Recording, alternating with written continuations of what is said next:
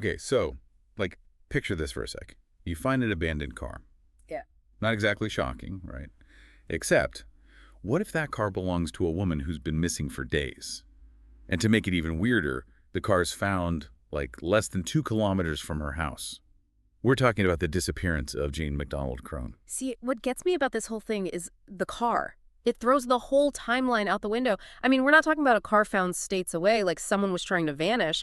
It's the fact that it's so close that makes it strange. Right. It's like a clue, but also not. And you've got all this research on Jane, articles, everything. And I got to say, reading through it, I was hooked. This isn't just some poof, they're gone kind of thing. And that's what's always so intriguing, you know? Even after all these years, we've got all these pieces, but the way they come together, something's just off. Totally. So for anyone who's just tuning in, we're doing a deep dive on Jane McDonald-Crone. She disappeared back in 1993, lived in Magnolia, Texas, 34 years old. And she wasn't just living, she was thriving. Jane was a mom, had a job at Baker Hughes, and was even studying. She had her whole life ahead of her. It's what makes this whole thing even more strange. She was ambitious, dedicated, and then gone. Now, the official date from the FBI says she vanished on Friday, November 12, 1993. But here's the thing. The Charlie Project, it's this database for missing persons, super reputable. They've got her disappearing on the 13th. It might not seem like a big deal just one day, but trust me, in these cases, one day can change everything. Especially when you're dealing with witnesses, alibis. It's like a jigsaw puzzle where someone just nudged all the pieces a bit. It's almost impossible to get it right. Exactly. And you've hit on another thing. Her car being so close to her house but not found till days after the 12th? Or maybe the 13th. Who even knows at this point? This wasn't some cross-country disappearance. It all happened right there. Hold on. Some people said they saw her car parked where it was eventually found, but like before either of those dates. What's that about? We're talking about bad memory or something more intentional? That's the question, isn't it? It makes you think about the whole idea of staging. Let's just say someone did want to vanish on purpose. Why leave your car so close? And why mess with the timeline like that? It's like they wanted to stir up trouble. It's like tossing puzzle pieces everywhere instead of putting them back in the box. Like they're making this harder on purpose. Oh, and it gets even better. There's the stuff that was in the car. Good point. It wasn't empty, you see. Her books were inside, but no purse, no ID. Makes you wonder, right? Was it supposed to look like she just wandered off? Or is there more to it? It's like leaving a trail, but also throwing in a fake trail right next to it. It makes my head spin. That's why this case just gets you thinking. We've got conflicting info right from the get-go, and it's almost impossible to tell what's a real clue and what's someone messing with us. Okay, so we've got a timeline that's all messed up, a car that's a clue and a distraction, and stuff missing that just leads to more questions. Where do we even go from here? Because this is just the tip of the iceberg with Jane's case. Oh, we're just getting warmed up. There's more to uncover. To really get into it, we got to go back to the days before Jane vanished. The Charlie Project, they mentioned specifically that the night she disappeared, she was at these clubs, right? 2 of them.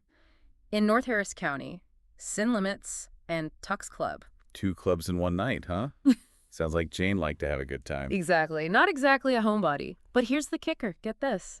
She was seen dancing with some guy, unidentified, at one of these places. Okay, so now we're in nightclub witness territory.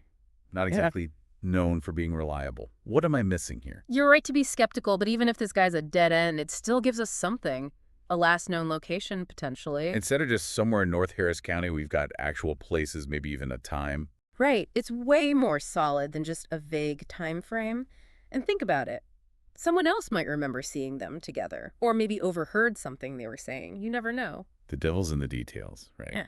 Speaking of which, it's kind of wild how much attention this case still gets, even after all these years. Like that whole thing in 2021. You talking about that homeless woman in Monterrey, the one everyone thought was Jane? Yep, that's the one. Turned out to be a big old mistake, but it shows you how much this story still gets to people. Totally. People want these stories to have a happy ending. It's human nature.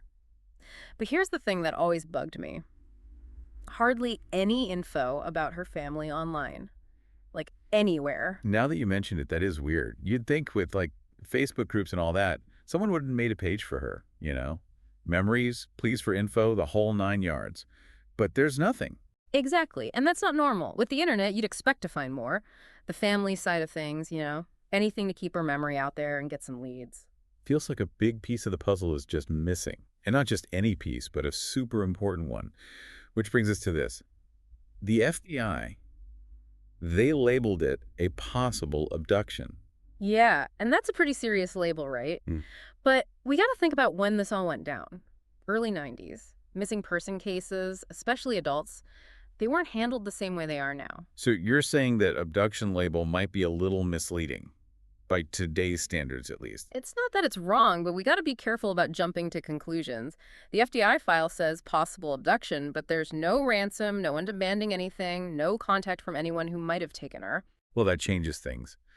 So are we saying that if she was abducted, it wasn't for the usual reasons? It's like another layer of weirdness, you know? Exactly. And this is where it gets even more complicated. In most of these cases, there's something to go on. A weird person hanging around, signs of a struggle, a history that gives you clues. With Jane, we've got all these random things that don't make sense together. It's like following those breadcrumb trails, but then, poof, they just disappear. And with no story, no clear idea of what happened, where do you even start? The clubs, the car, those dates? It's a lot. This one definitely makes you think outside the box.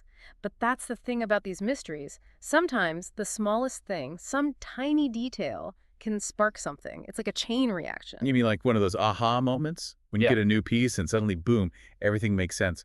Exactly. And that's why it's so important, even if someone thinks they've got nothing. If they remember anything at all, even something small, they gotta say something. You never know. It could be the missing piece we need.